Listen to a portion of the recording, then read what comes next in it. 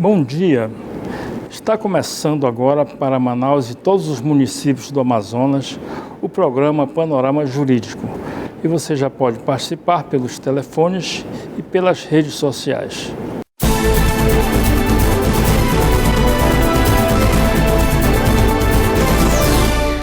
A nova lei trabalhista 13.467 deste ano de 2017 entra em vigor a partir de hoje, 11/11.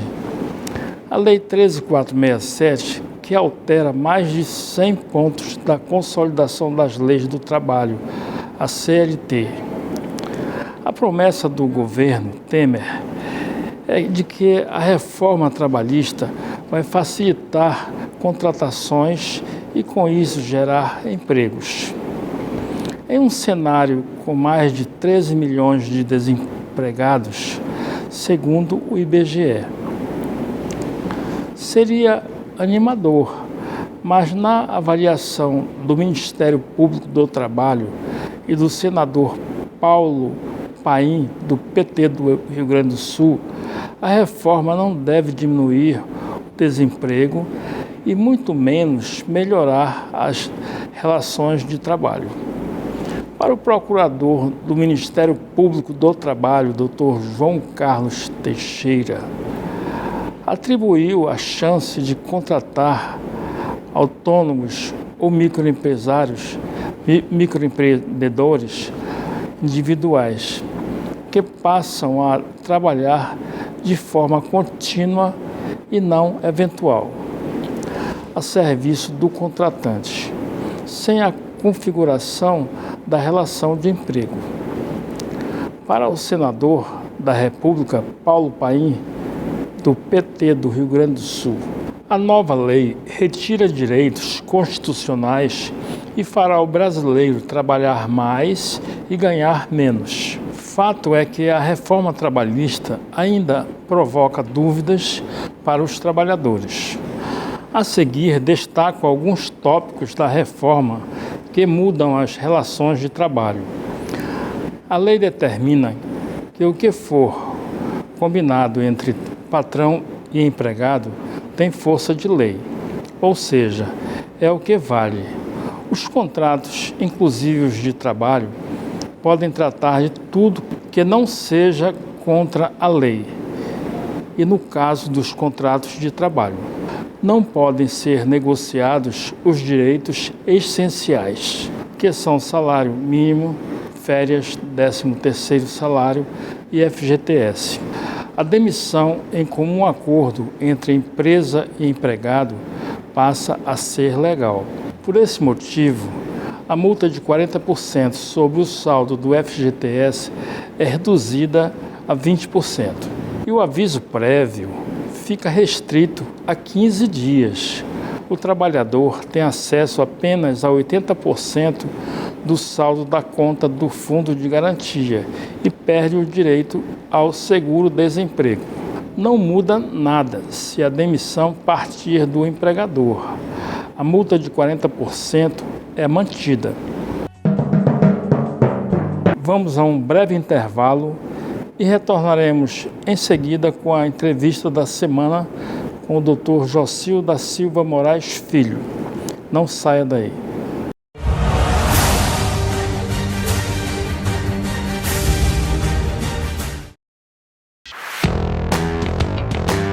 Aqui a notícia é apurada, checada, investigada e confrontada. Vamos mais fundo nos assuntos de grande interesse com independência editorial. Somos os primeiros nas redes sociais, isso é inovação. Temos a força de um jornalista experiente e com opinião. Jornal da Band, tudo que um grande jornal tem, com algo que só ele tem. Alô, Matote.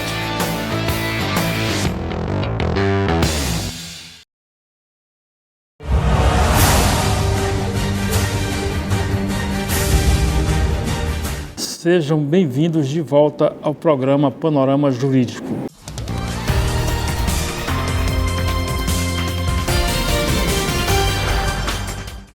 E você já pode participar por meio dos telefones e redes sociais.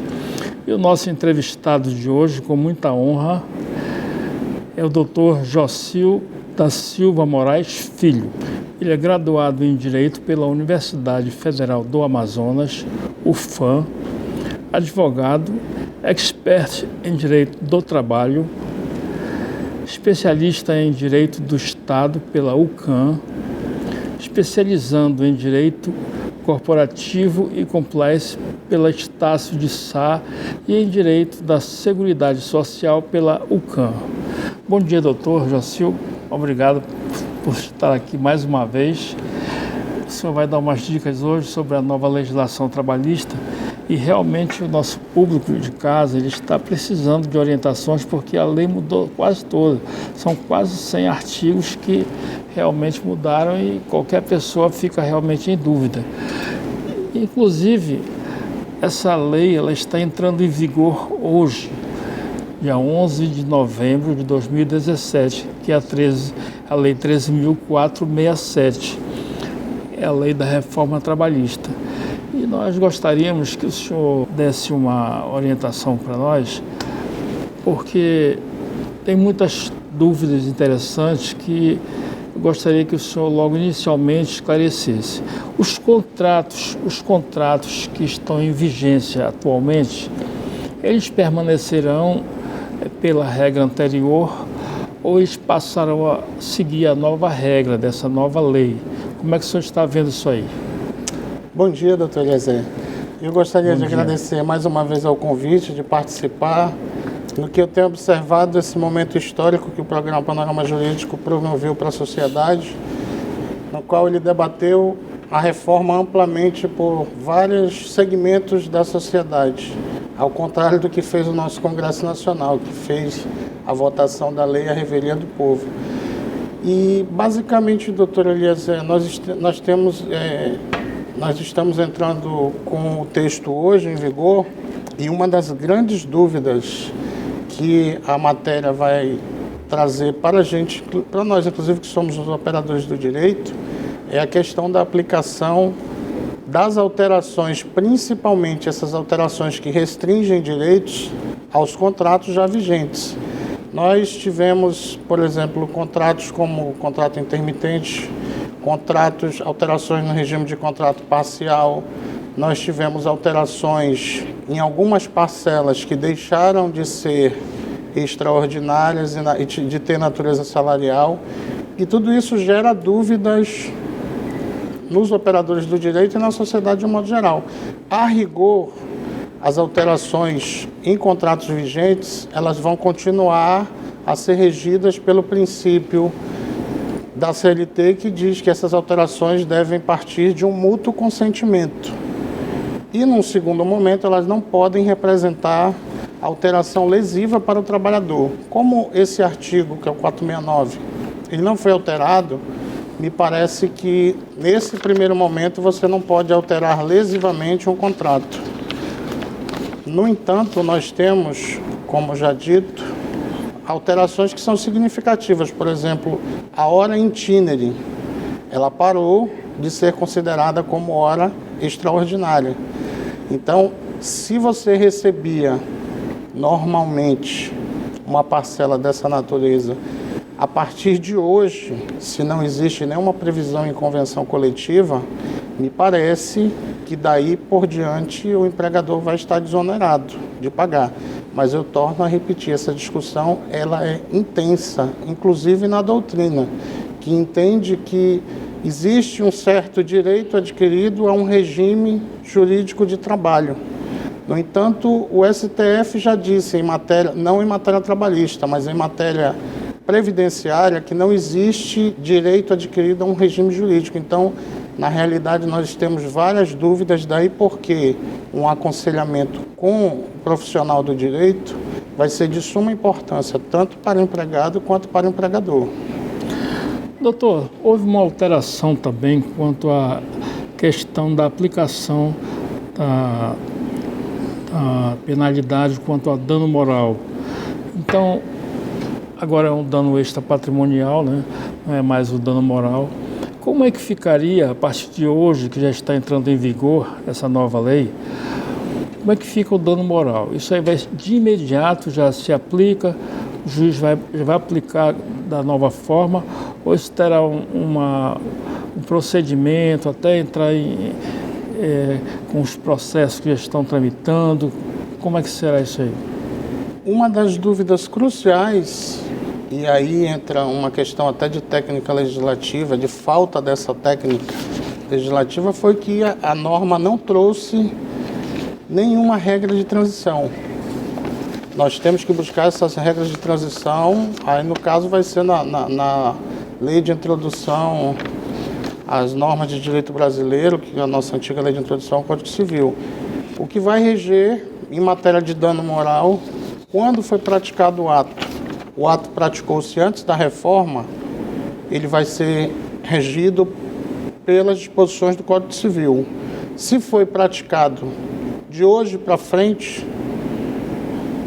aí se aplica, sem entrar na discussão da constitucionalidade da questão do tabelamento, se aplica a regra da CLT.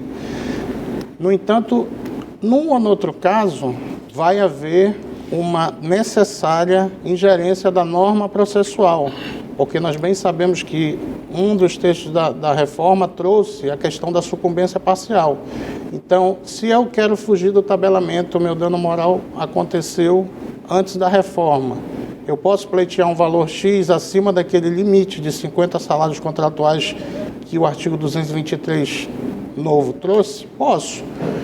Mas eu vou ter que tomar muito cuidado em fundamentar essa minha pretensão. Por quê? Porque pode ser que eu peça, vamos dizer, 100 mil de danos morais e eu ganhe 1.000. Nesse caso, pela regra atual de a partir de hoje, eu vou ter sucumbido parcialmente na minha demanda. E talvez os honorários que eu tenha que pagar, que o meu cliente tenha que pagar para a empresa, eles sejam maiores do que o crédito que ele ganhou. Então, aqui me parece que vai ser muito necessário nós aprofundarmos nessa questão processual, que diz respeito, por exemplo, ao princípio da causalidade, que o STJ, na sua súmula 326, ele bem discorre. Em matéria de dano moral, ele é claro e diz, se você faz um pedido de dano moral e ganha qualquer valor que seja, independente do valor que você pediu, você não pode ser condenado por sucumbência recíproca. Então, me parece que esse é o cuidado que a advocacia precisa ter com relação à postulação. Do ponto de vista do direito material, se a lesão ocorreu antes de hoje e vai ser pleiteada depois de hoje, a regra é do direito anterior. Se foi perpetrada de hoje para frente, aí me parece que se você não quiser desafiar a constitucionalidade desse tabelamento, se você quiser única e simplesmente postular, aí você já vai estar submetido a essa tarifação. Que, aliás, o STF já disse que tarifação em dano moral, ela é inconstitucional. Não que ela seja inconstitucional, ela não foi recepcionada quando ele julgou a lei de imprensa.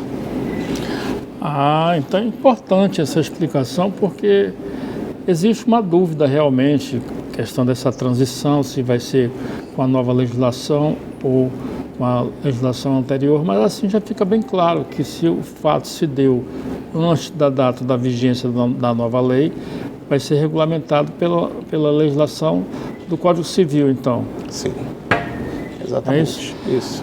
Doutor, não sei se o senhor tem conhecimento, mas a ANAMATRA, ela elaborou alguns enunciados acerca da reforma trabalhista.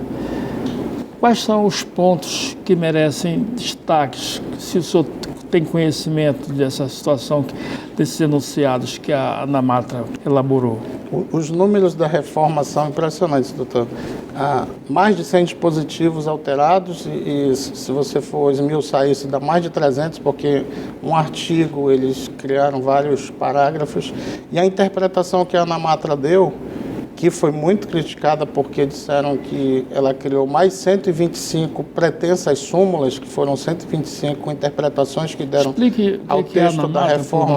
A ANAMATRA é a Associação Nacional dos Magistrados Trabalhistas. Reuniu-se em Brasília previamente agora a entrada em vigor do texto da reforma para discutir basicamente o impacto dessa reforma nos processos, sejam eles os que já estão pendentes, sejam os novos. pontos específicos que dizem respeito até à segurança jurídica. Se eu estou com uma ação correndo agora e, de repente, a minha sentença ficou para depois de hoje. Meu processo correu até sexta, normalmente, mas a sentença vai sair na segunda. Com o detalhe de que a reforma trabalhista já vai estar em vigor, prevendo sucumbência recíproca. Essa questão, a Associação Nacional dos Magistrados definiu que não vai caber a aplicação de condenação em honorários de sucumbência, para esse caso que já está correndo. Porque eles, seguindo o entendimento do STJ com relação ao princípio da causalidade que deve reger a sucumbência, eles entenderam que no momento em que esse cidadão entrou com a ação, ele não tinha esse ônus ou esse risco de poder vir a sucumbir no processo.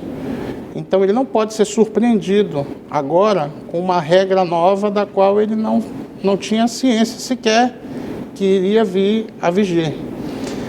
Outros pontos interessantes, como, por exemplo, a questão do dano moral, que já foi dito, ele vai obedecer ao princípio da causalidade. Se você pede um dano moral e ele, em valor maior, é indeferido, mas é deferido ainda que em valor menor, essa sucumbência ela não vai comportar nesse processo. Você vai pedir o valor a mais e vai, se chegar a perder, se você ganha um valor inferior, você ainda assim não vai precisar pagar o honorário de sucumbência. Dos pontos mais interessantes e que trazem segurança jurídica são basicamente esses. Além de outros, ela tratou sobre... Foram criadas 8 subcomissões e 8 pautas temáticas, tentando abarcar basicamente aquilo que foi declinado pela reforma. O senhor acha que os juízes eles vão seguir essa orientação da ANAMATRA através desses enunciados? Eu não entendi o motivo de tanto escândalo que causou no meio jurídico essa questão dos enunciados. Porque se a gente for analisar, tradicionalmente os juízes não seguem. Existem enunciados da ANAMATRA dizendo que ontem, até ontem, antes da entrada em vigor da reforma, os honorários já eram cabíveis na Justiça do Trabalho. No entanto, nós observamos que eles nunca foram aplicados. Nunca se ganhou um honorário se você não tivesse assistido pelo sindicato e provasse que fosse beneficiado da justiça gratuita. Então, na realidade, são patamares orientadores do direito. Você segue ou não.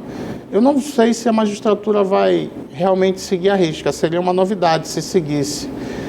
Inclusive, neste meio termo dos enunciados da ANAMATRA, o nosso próprio Tribunal Regional do Trabalho, da 11ª Região, elaborou alguns enunciados numa jornada de magistrado trabalhista, a JOMATRA, que realizou-se agora há poucos dias.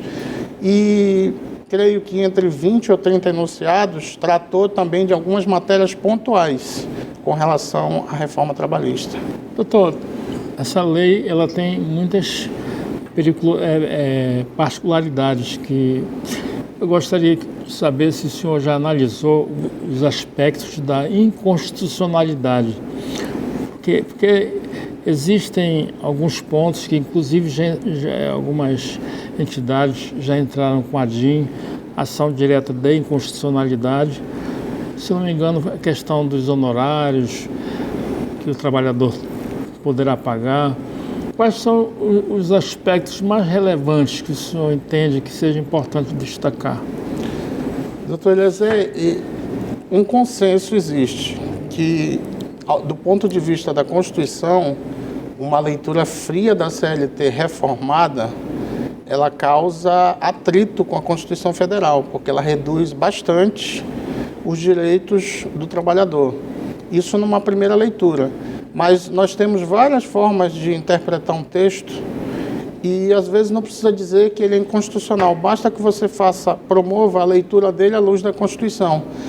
Por exemplo, a ADI que o senhor citou agora, a 5766, ela está pendente de julgamento da liminar no Supremo Tribunal Federal, após a manifestação de procurador, não da PGR, da AGU, e de alguns amigos curiae que ingressaram no feito, e lá se está questionando basicamente que nós não podemos criar de uma hora para outra, em evidente retrocesso social, normas que impõem ao trabalhador um custo elevadíssimo e que torne até inviável o direito dele. Por exemplo, o honorário, se o trabalhador sucumbir hoje num processo trabalhista, esse honorário dele ele vai ser perseguido dentro do próprio processo. O crédito que ele obtenha pode ser que sirva só para pagar o advogado da reclamada. E se não der naquele processo, vai buscar em outro que ele tenha. Agora, o absurdo disso, o absurdo hermenêutico disso, é que se, em se tratando de processo trabalhista, nós, em 99% dos casos, vamos estar lidando com matéria e com verbas de natureza alimentar. Vamos ter salários retidos, nós vamos ter horas com natureza salarial, nós podemos ter, de repente, uma pensão mensal numa doença ocupacional por incapacidade, e ainda que o honorário possua esse viés alimentar, também, que possui, por lei, a única autorização que é dada a invadir na esfera do salarial do trabalhador é a questão da pensão alimentícia. Então, existem vertentes que dizem que esse texto ele deve ser interpretado conforme a Constituição. Ele pode ter vigência? Pode, desde que ele respeite as impenhorabilidades que não podem recair sobre normas de cunho salarial. Nós não vamos distante, doutor, por exemplo, nessa ADI foi invocado diversos precedentes da Corte Interamericana de Direitos Humanos, e eu cito o caso Cantos versus Argentina, no qual o Estado da Argentina foi condenado a pagar uma indenização ao senhor Cantos em razão de ter criado uma lei que condicionava o exercício da ação dele ao pagamento de honorários elevadíssimos. E esse caso foi citado na petição inicial impetrada no STF pelo então procurador Rodrigo Janot. Então, são questões que precisam ser filtradas do ponto de vista das convenções internacionais. Nós temos, em matéria de direito do trabalho, inúmeros instrumentos tratados, inclusive alguns sobre direitos humanos que foram celebrados pelo Brasil e pelos quais ele se obriga perante a comunidade internacional. E uma leitura fria do texto da reforma, sem fazer esse filtro hermenêutico, essa leitura conforme a Constituição e as convenções, ela pode induzir a uma inconstitucionalidade, sem dúvida, uma aplicação inconstitucional do texto. Eu não posso chegar num processo em que eu estou pedindo 10 meses de salário retido e, por uma infelicidade, eu só consigo provar que 1 mês estava retido, que processo é prova e é risco, esse salário que estava retido de natureza alimentar, com o qual eu vou alimentar a minha família e a mim próprio, eu não posso perder esse salário em favor de uma condenação. Eu penso que a salvaguarda dessa parte mais polêmica da CLT, ela passa por uma filtragem convencional e constitucional. Sem isso, eu não vejo como salvar esse texto. Perfeito. Doutor, temos também alguma coisa sobre trabalho intermitente, que a nova regra ela prevê isso aí. Eu gostaria que o senhor fizesse um comentário sobre essa nova modalidade, esse novo instituto, se realmente vai ser benéfico para o trabalhador. Está recebendo duras críticas, né? Quais são os pontos que merecem destaques? Sem dúvida, doutor Eliezer, o trabalho intermitente, para a nossa realidade, na forma em que está na CLT, com muita vagueza, com muita incerteza quanto aos conceitos, quanto a um regime jurídico, ele pode propiciar uma aplicação fraudulenta. Ele propicia, na realidade, uma aplicação fraudulenta. E se ele tinha por finalidade, por exemplo, gerar emprego, eu aqui tenho uma crítica pessoal. Eu acho muito difícil esse trabalho intermitente buscar o jovem sem experiência e muito menos o idoso que já saiu do mercado de trabalho. Ele vai, na realidade, servir aquele que já é experiente E aquele que dá conta de, por exemplo, trabalhar 3 horas por semana numa empresa e mais 3 semana que vem, dando conta da tarefa que vai ser passada para ele. Eu não vejo como você pegar e colocar alguém sem experiência numa linha de produção para trabalhar 3 horas por mês por semana para fazer um trabalho técnico e dar conta disso, sem ter um elevado risco de acidente, sem ter um elevado risco de alguma coisa dessa natureza. Esse é um dos aspectos que eu vejo negativamente. A questão do trabalho intermitente em si, por exemplo, na Inglaterra, é uma experiência de sucesso, mas lá nós temos uma outra realidade. É um contrato em que existem agências que fomentam geralmente pessoas que exercem cargos técnicos, por exemplo, um técnico em eletrônica, um técnico em informática, e são pessoas de extrema confiabilidade em grandes corporações, e você traz essa pessoa para fazer um contrato com você. Você quer, ao invés de você ter uma empresa rotativamente trazendo um profissional todo mês que você precisa fazer uma manutenção, você traz aquela pessoa, faz o contrato com ela, que lá se chama contrato 0 hora, contrato 100 hora, com mobilidade. E ele fica durante um ano dando aí 12 manutenções para você, uma por mês, a mesma pessoa. Aqui, nós não temos estrutura para fazer isso no momento.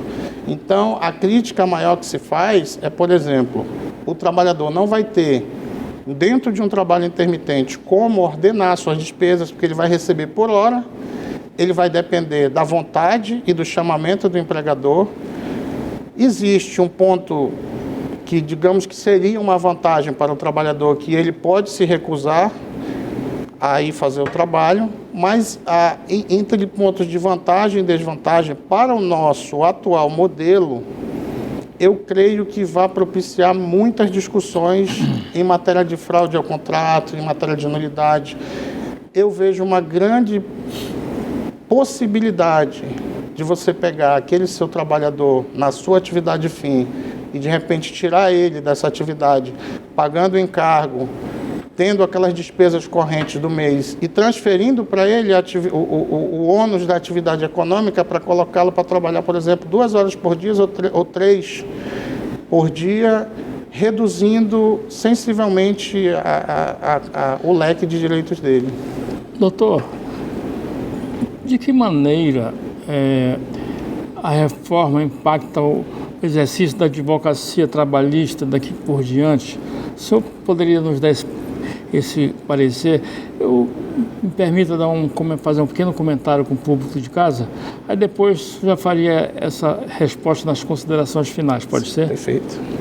Bom, quem chegou agora, quem acabou de ligar o televisor, hoje a entrevista com o advogado trabalhista, Dr. Jocil da Silva Moraes Filho. Ele está trazendo uma interpretação à nova legislação trabalhista que entra em vigor hoje. Então, é muito importante você conhecer esses direitos. Logo mais, quando terminar o programa, essa entrevista vai estar completa no YouTube. Você pode acessar pelo portal da Holanda, através do meu blog. Lá você pode assistir tranquilamente toda a entrevista e você vai ter esclarecimentos importantíssimos sobre essa nova legislação trabalhista. Bom, doutor, eu gostaria então que o senhor fizesse um comentário em razões finais dessa questão, como vai impactar essa nova reforma, como vai impactar na advocacia trabalhista. Como é que o senhor está vendo isso aí? Então, doutor Eliezer, eu vejo da seguinte forma: o advogado vai ser o grande artífice da reforma, até porque o juiz ele não pode dar nada se o advogado não pedir. Nós temos essa premissa. Então a advocacia ela vai ganhar um novo contorno. A advocacia trabalhista vai se preocupar com conceitos que antes ela não precisava, conceitos como controle de convencionalidade de normas e tratados internacionais, controle de constitucionalidade, principalmente pela via difusa. Nós vamos ter que tomar muito cuidado com a questão hermenêutica, a forma com que vamos atacar ou defender um dispositivo para que não se torne inviável depois você, numa ação, dizer uma coisa e no processo seguinte, ou às vezes na audiência seguinte, ser traído por dizer uma coisa diferente. Eu acho que a advocacia tem um grande papel na construção da reforma e na efetivação dos direitos. E mais uma vez eu agradeço ao público pela atenção e ao convite. Nós agradecemos muito também a sua presença. Os esclarecimentos foram fantásticos. Tenho certeza que o público de casa também gostou muito. E o Panorama Jurídico de hoje fica por aqui. Agradecemos a todos que participaram pelas redes sociais, telefones, e tenham todos um excelente final de semana e até o próximo programa.